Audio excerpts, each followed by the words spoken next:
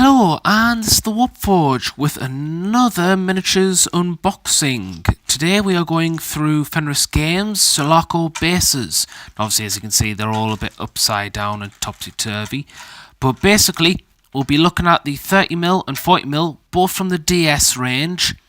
So, as you can see, the lip's quite thick. So that's what the DS roughly stands for. I don't know what it stands for specifically, but it's basically you get the thick lip like you do on the Batman Miniatures game bases. So, without further ado, we'll look at the first pack over here, which is a set of 12 bases that, well, look a little bit like the LV426. So we'll go into this in detail.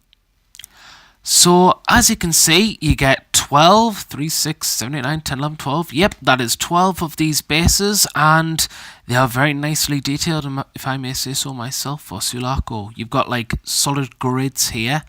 Just solid grid. Obviously, you've got a bit of flash here and there, but nothing that Scalpel on a file won't be able to cleanse. You've got little details, like on this one. You've got, like, little rivets alongside.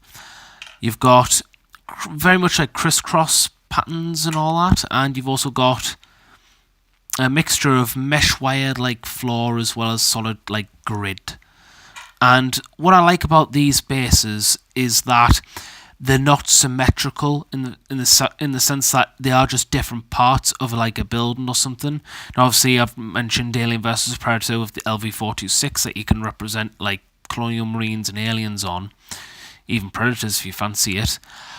But you can use but these are generic and you can use them from pretty much a lot of miniatures. If you like Malifaux, then this could represent one of the Ironworks industries. If you're into Batman, this can represent Ace Chemicals and Gothcore and Wayne Enterprises Laboratories or something like that. Personally, I use these for my Freeze Gang to represent Gothcore because I really like the industrial look. Mr. Freeze breaking into Gothcore, saving his wife, as he does, or claiming vengeance against Ferris Boyle. So I'm looking forward to adding more of these onto more Freeze Gang members. So I'll pause and get a rough idea of what different flavors there are in these bases. So as I see here, once I zoom in a bit, you can see all the different patterns. Again, they're not symmetrical. You've got like little bits here to show that different minions and leaders and characters can be at different places within this build and all within this installation. And I just love how some of these bases just pop out like that over the base. I love the detail that went into these bases. So if we grab this one and put it up. Again, like I say, you do get a bit of flash, but nothing a bit of filing and a bit of a craft knife or scalpel won't fix. So again, like you say, you've got bits on these bases that just pop out like the rivets here alongside the grid. It's quite nice. I really like how these bases are going. I like the style. I like the whole industrial theme to it, because when I think of Batman, I think of Ace Chemicals or Wayne Enterprises, and I just imagine a massive smackdown between either two gangs or the Bat himself fighting against an Arkham-ite, etc., etc. So, I believe we'll go on to the 40mm stuff now. One last thing before we go, I did spot this base, and this base is nice just because of the nuts and bolts, like really small details like that, and they just pop out. You probably won't notice them at first, but once you start painting them and you start putting models on, they will just end up popping out and they will end up catching people's eyes, especially if you pay close attention to them, if you weather them within like frosting for Mr. Freeze or rusting for Scarecrow and Joker, even if it's something as highlighting in a more refined metallic colour, like a lighter shade of silver from a dark silver to show like very fine looked after metals. So again, just little things like that. It's always about the little things that just make the difference on a miniature. And these are the 40mm bases, and I have to say I absolutely adore these because these are just full of character.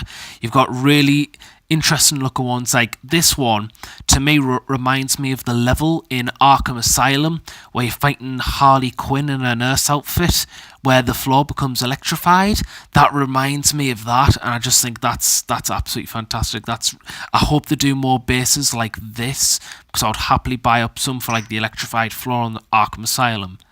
But then you've got some wrecked ones here. Now, obviously, this is intentional. It's meant to show layers of depth to show, or like mud underneath the steel girders, just to show that it is either temporary or something that's meant to go over a large piece of land in a very quick time to just weld it together. So I like that, and obviously through rocket projectiles or acid blood for aliens or xenomorphs, the floor has been destroyed. Even stuff like live wires here I think are really cool. Obviously, you got your nuts and bolts here and stuff, and again, they're not organised, they're not really symmetrical, and I like that because it just shows, it gives every model a bit of individuality just to stand out from the crowd.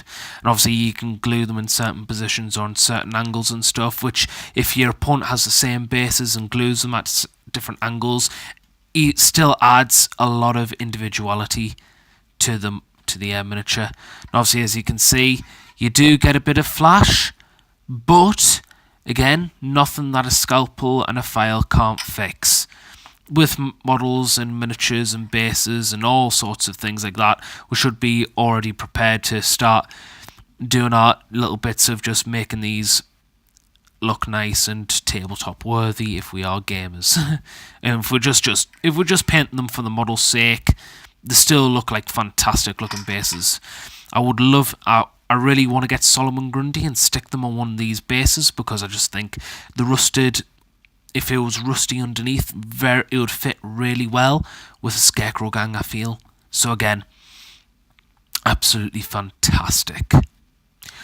And finally, just to show what I'm talking about, I've glued some obviously my iconic duo, the CW pair of Captain Cold and Heatwave, just to show how these bases give off a thematic feel to these models, and it is actually really nice. As you can see, Captain Cold here, Knows Glory. I can't wait to use Cold with the Freeze gang.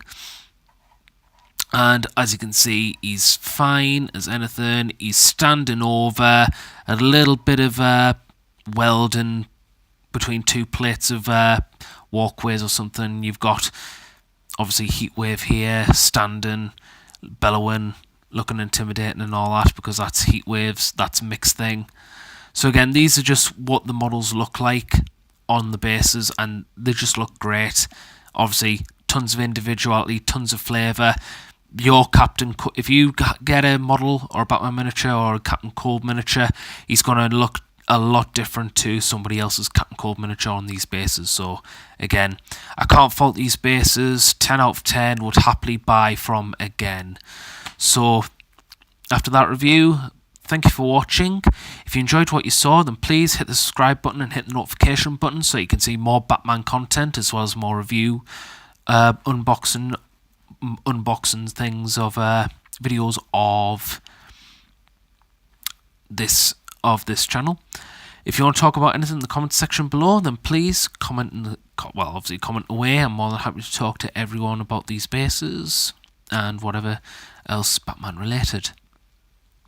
And if you thought this was helpful, or you're on the fence and your friends are maybe investing in these bases but they're not too sure, then just hit share and just spread the name out there and spread this review out there, because like the more people who get to know about Fenris Games' Sulaco bases, the better, because they're fantastic. They're exactly what I want for industrial factories, of industrial laboratories, or even Arkham Asylum in the lower depths of the intensive care treatment. They're just fantastic, so I can't praise them enough. So thank you for watching. This is the Warp Forge signing out, and remember, keep on forging.